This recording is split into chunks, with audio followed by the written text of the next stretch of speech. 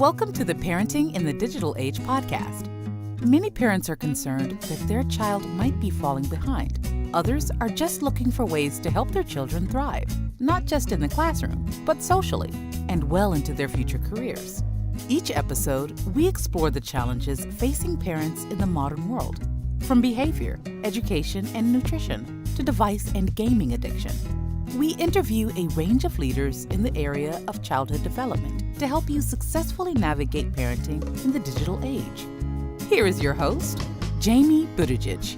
Hello parents and welcome to Parenting in the Digital Age. Today I'm delighted to have with us Leanne Tran. She's a registered psychologist specialising in helping families of children who develop differently, particularly those with ADHD. With over 2 decades of experience, Leanne's approach combines a deep psychological expertise with practical strategies empowering parents to foster a supportive and understanding home environment. Leanne, welcome to the show today. Could you maybe just start by sharing with our listeners a bit about what you do and what you're passionate about?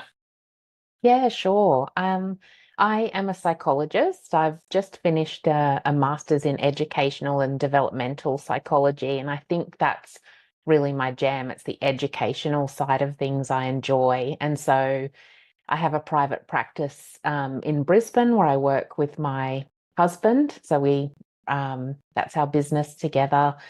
And I see kids one-on-one for support for a range of things. It's usually autism, ADHD, or learning difficulties.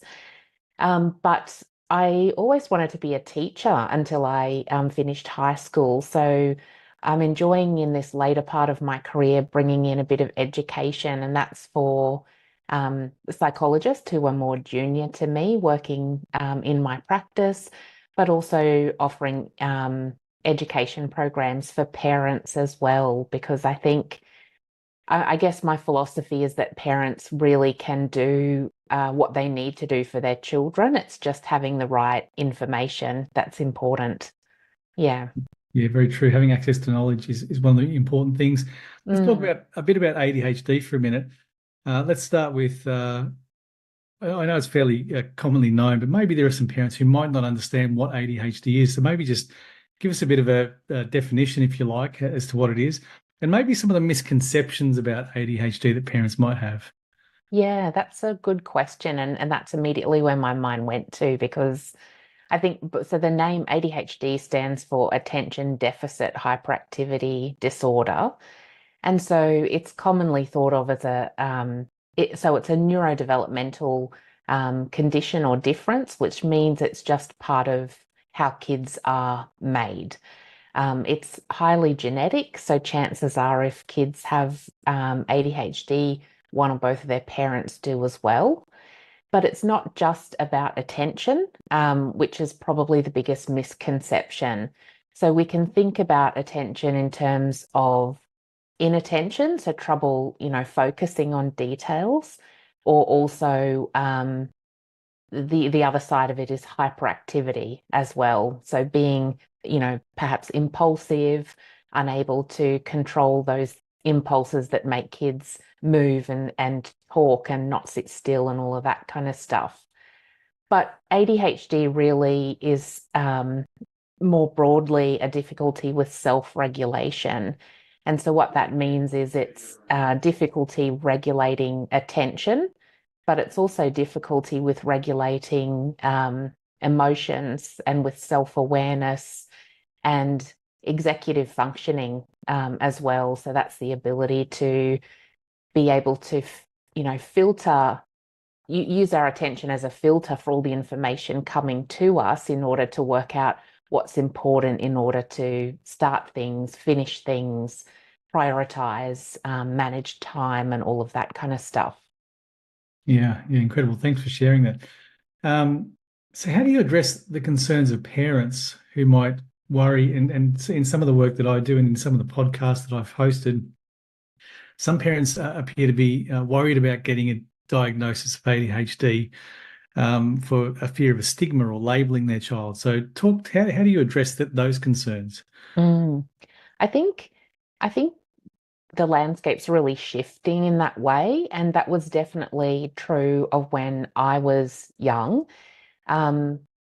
And I think even back in my parents' generation, when they were young, they didn't talk about ADHD much. They might have just talked about difficult kids or naughty kids or kids that just weren't suited to school. And then in my day, there was that stigma about ADHD, but I think it's really becoming less so now. It's far more accepted to be an adult with ADHD, and I think that positivity is flowing down to kids as well. Um, my view, I guess, is that I think there's a lot of positivity that comes for children from understanding themselves.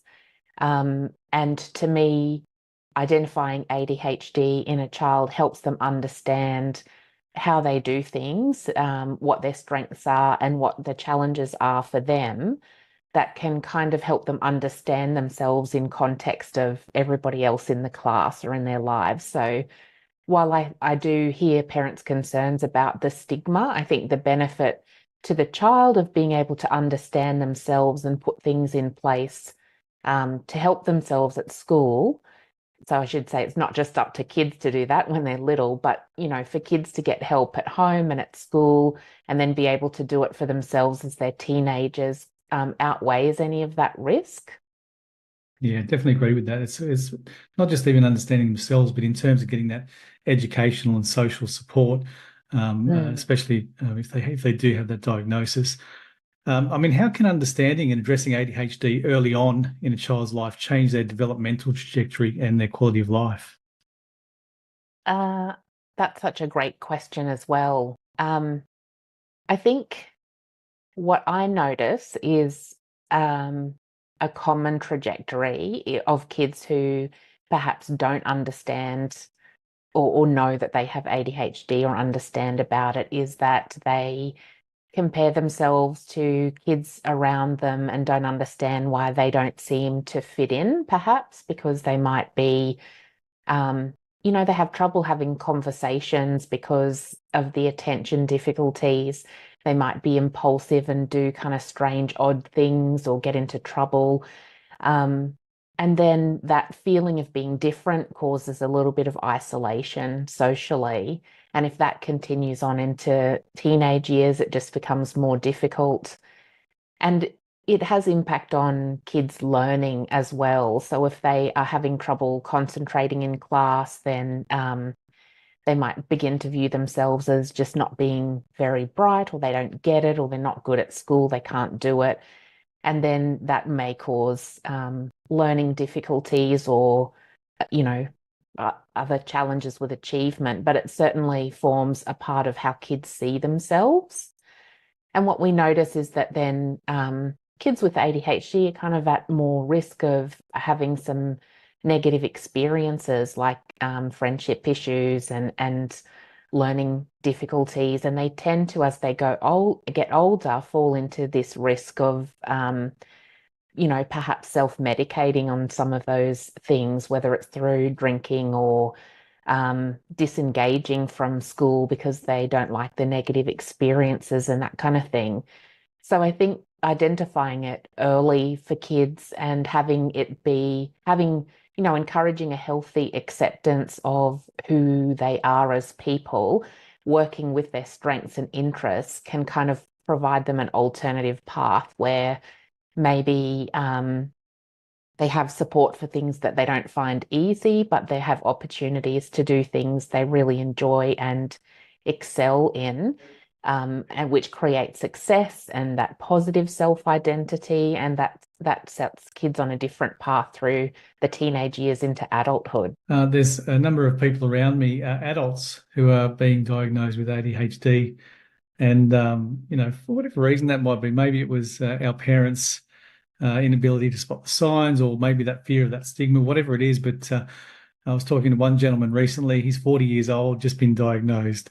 And it's been transformative for him, like understanding how he thinks and how to get around some of those executive functioning challenges. So maybe for those parents listening, what are some of the initial signs of ADHD that a parent might notice but maybe misunderstand? Yeah, that's Your story is interesting because I've had a similar conversation with somebody in my life as well at that similar kind of age who found himself diagnosed and it was transformative. And one thing he noticed was the just that by understanding and doing things that helped, the reduction in fatigue that he was feeling every day. And I think that's a really important thing to think about for kids who are young in school as well, is that um, to expect them to be able to do what the rest of the class can do means that they're working way harder mentally to try to filter their attention way more than everybody else. And so it can be really, really fatiguing. So that's something that parents might be able to look out for.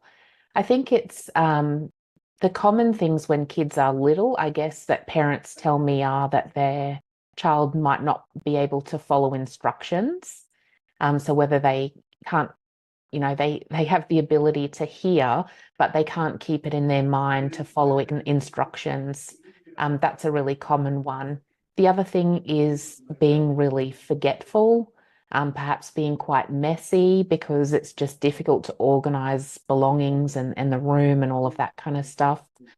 I think that's in terms of, inattention, which is presents in a way that kids just have not quite as much attention capacity as others. In terms of hyperactivity, I think that generally presents as a child who really has this inability to sit still, as if they're kind of driven by a motor. And I would say it's if they are much more active than other kids of the same age. That's how I would, describe that to watch out for parents. And then how can parents distinguish maybe between like typical boundary pushing behaviors and those maybe related to their child's developmental challenges? Or can you, or you, I don't know. Yeah, it's interesting. I'm presenting a webinar on that later today because I think it's really challenging for parents to tell the difference. That's where the bit perhaps comes into play of comparing to peers. And it's easy, perhaps once kids are in formal education like kindy or school, because you can see how all of the other kids do things and what things they can cope with. And you might get a sense by talking to other parents or your child's teacher about whether your child's difficulties are within that normal range or whether it's beyond that.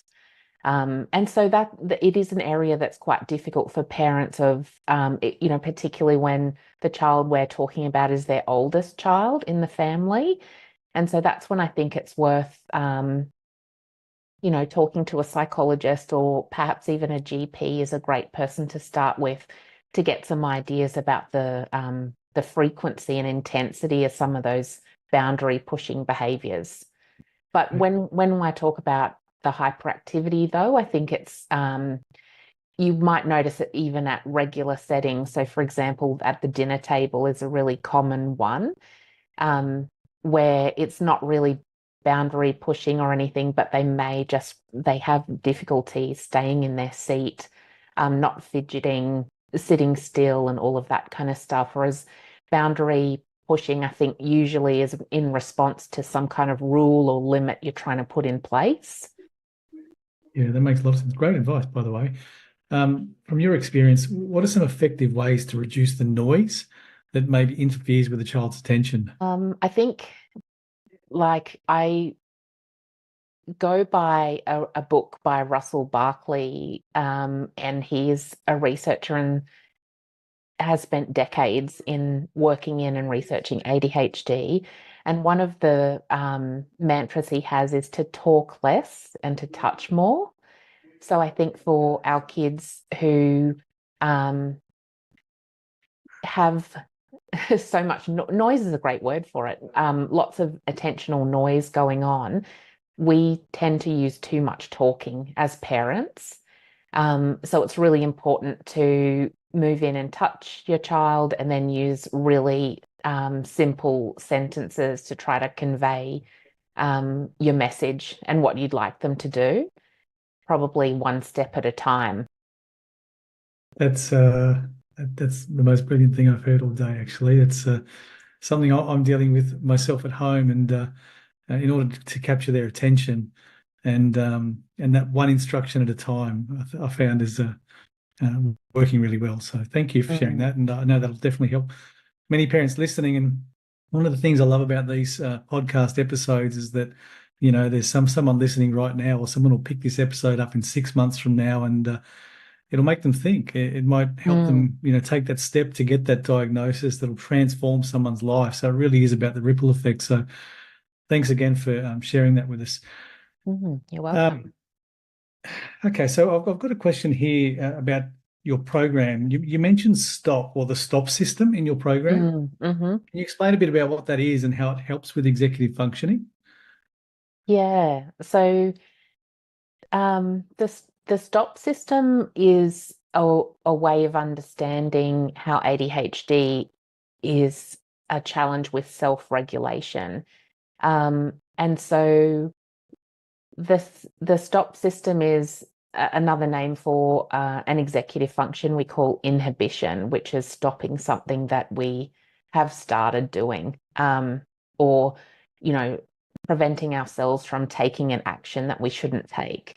And that is all that mental control that feeds into executive functioning.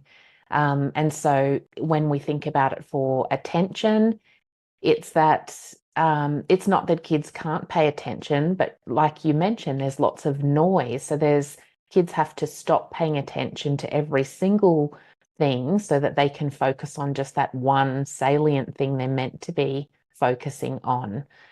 Um, and it's also, I guess, true of emotion. So sometimes kids will have that emotional reaction and they'll act before they've kind of been able to stop that and think it through. So it's really that ability to um, stop ourselves from responding to something straight away is what the stop system refers to. And so when we talk about executive functioning, I think it's things like starting a task, paying attention long enough to finish a task, and that kind of thing. So if you have difficulty stopping your brain from focusing on all the stuff around you, you probably can understand why it's so difficult to get anything done.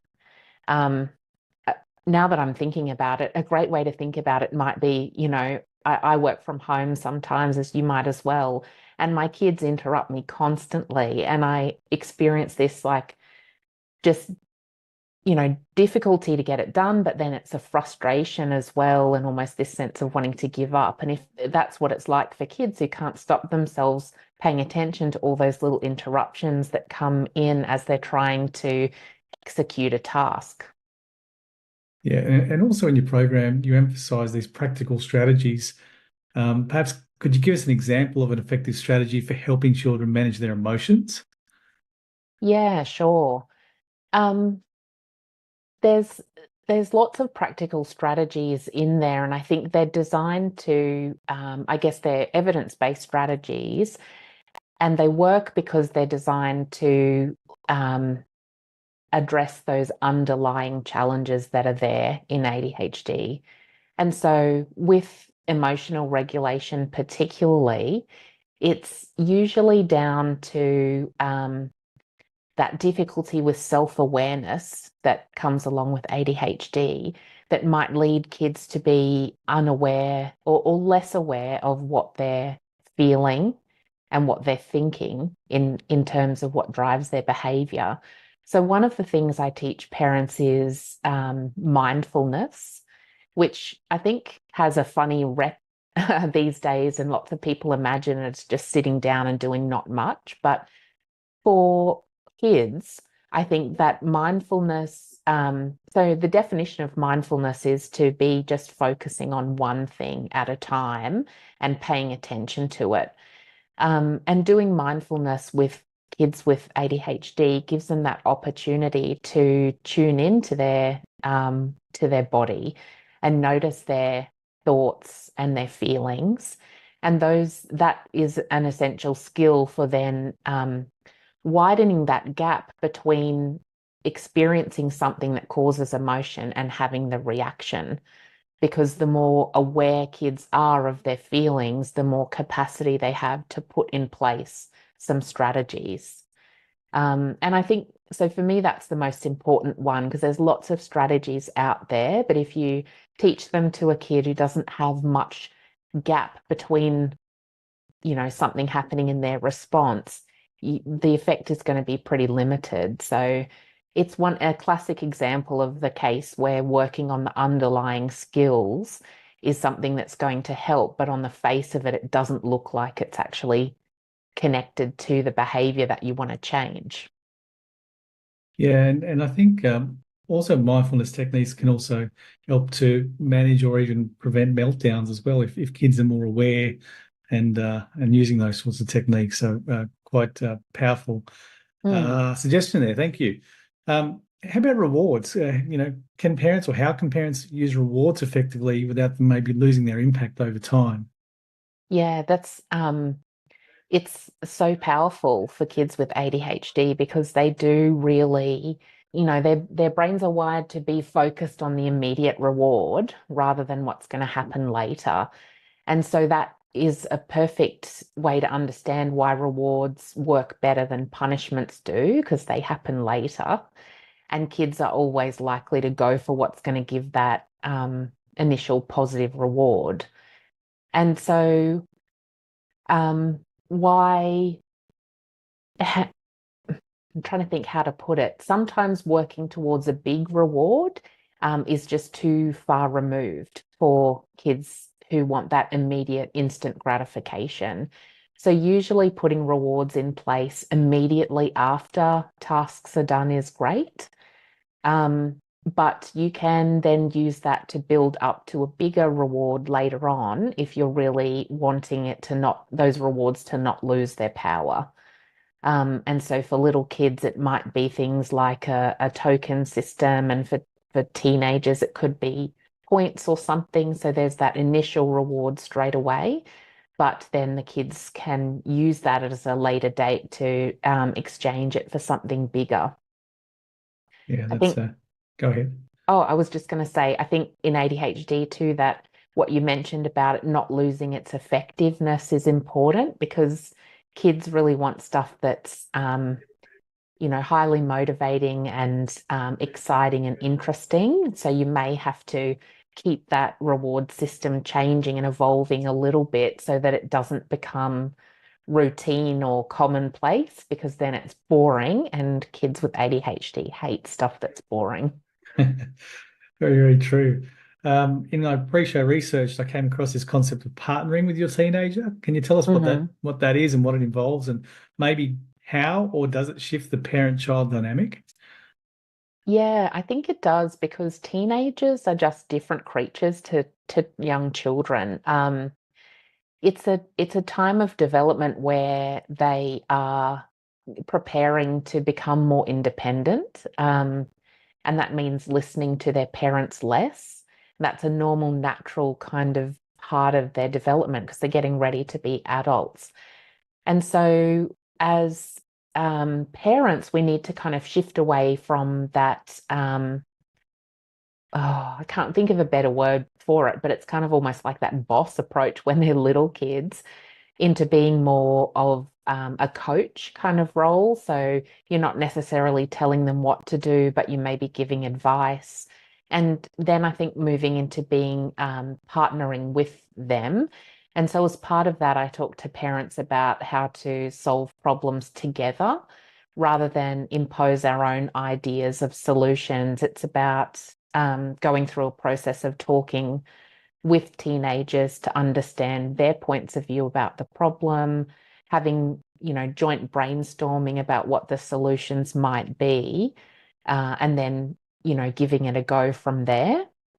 And that for me is an important way that you as a parent can start having more of that coaching role and let go of a bit of the control so that your teenagers are involved in making their own decisions, because that is what will help them advocate for themselves and what they need, particularly ADHDers, so they can tell their teachers what they need by themselves in high school And then that kind of flows over into then further study or work or whatever they choose to do. And your program, and I should have asked you about your program first to set the stage. I've been asking sort of questions around it, That's but okay. it seems quite accessible. But being an online thing, it's particularly accessible for those people maybe who are in regional, rural communities, which I think is a Yeah. great thing. Yep. Is it? Have you had to make many modifications to the traditional in-person process? Is it kind of the same? Like, just walk us through what that might look like. Yeah. So the it's been a bit of a natural evolution, I think, over the last few years since COVID, because lots of us psychologists have become more used to working on telehealth, and parents have been as well. And I think it's been a really helpful thing, like you mentioned, for families who live in rural and remote areas, so can't, that to travel to see somebody is actually a really big impact. But also in those areas, the wait lists are a lot more blown out than even they are in a town like Brisbane, where I am. Um, so it helps parents who can't, who live remotely or who can't access a psychologist, but also it means that kids, I guess parents aren't having to attend in work hours as well, which is another tricky thing. Um, I think because it's working with parents, not a lot has to be adapted to be delivered online because when I work with parents, a lot of it is about providing education at the beginning of our psychology journey. And so that is often me talking and people listening. So it's not that different. And I've encouraged parents to reflect and pick out what resonates for them about their own child because all children are different. So in that way, I think it's got all of the education, but still that reflection that might be happening for parents at home anyway, rather than in the session with me. So it's not that different. I Yeah, was go on. just about to say, excellent. Can you maybe now let's go back to the beginning where I probably should have started. Tell us a bit more about the actual program, maybe who it's for, the duration and how it's delivered. Yeah, so this program's called Supporting Your ADHD Teenager. And that's exactly, it's what it says on the tin, pretty much. It's designed to give parents the information, psychology information about ADHD, particularly in teenagers, because that period of development's a bit different to little kids. And so I we go over lots of parts of ADHD so that parents can understand what's going on. And then that's where then the strategies kind of fit into that understanding that parents have. And so there's lots of strategies about working with your child's brain and how it operates and their strengths. Um, then I talk about parent strategies. So things you could put in place like visual supports or how you give instructions at home. And then it's problem solving with your teenagers to fix any of those blow ups because they will happen from time to time. Um, and then also trying to, the last part is about partnering with your team to then understand their support needs at school so that they can advocate for themselves for that stuff. Incredible. And another one of those strategies is the parent reflection workbook. Mm. So what role does that play in the program? How does that help parents? It's interesting. I don't know whether so it's a very much a psychology thing that we do reflection. And so we do supervision every year throughout our whole career, and lots of it's about reflective practice. And that's the approach I'm taking into the working with parents as well, because there's no right way to do it, parenting. And so it's really just about the reflection is thinking about what you've been doing, whether it's been working or not, and then whether there are any perspective shifts you might have given what you learn, new information, and then from there, that's when you might decide to try a new strategy. So it's very much about a way of partnering together. So it's not just the information you need, it's reflecting as a parent as to where you think the challenge is and working out a strategy to kind of try for that particular area. And if parents wanted to reach out to you or connect with you or learn more about your program, how can we do that? The best way is probably, I guess, on Instagram. I'm there, Leanne Tran Psychology, or on my website as well, which is leannetran.com.au. It's got lots of information about supporting your ADHD teenager. I'm also really open to people sending an email as well, because lots of times parents just want reassurance to know if they're on the right track. So is this a program for me, or would I be better off seeing somebody?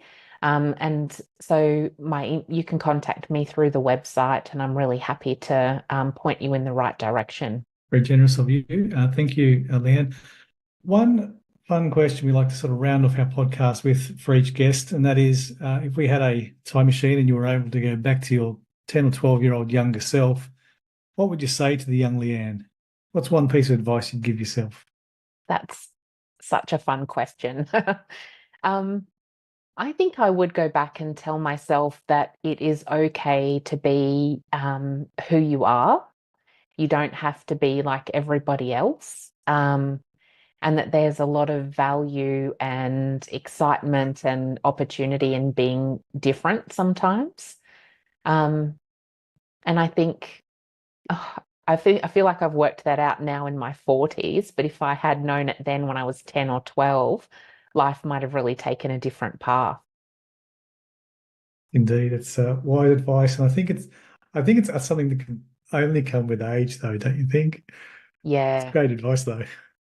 It's almost like when I say, with parents, that once you've had a couple of kids, if some are off doing something and you've just got one, it seems really easy. But there's no way you could ever get to that point without having had the other kids as well. So, yeah. Very true. Well, it was great to catch up with the local. Many of our guests on our podcast tend to be from all over the world. So thanks for joining us from sunny Brisbane. You're welcome. Thanks for your generosity. Some wonderful takeaways, even for myself on the podcast, which is always great. Thanks for your generosity, and look forward to catching up again soon. Yeah, you're welcome. Thanks so much for having me. It was a great conversation. Thanks, Leanne. Bye for now. Bye.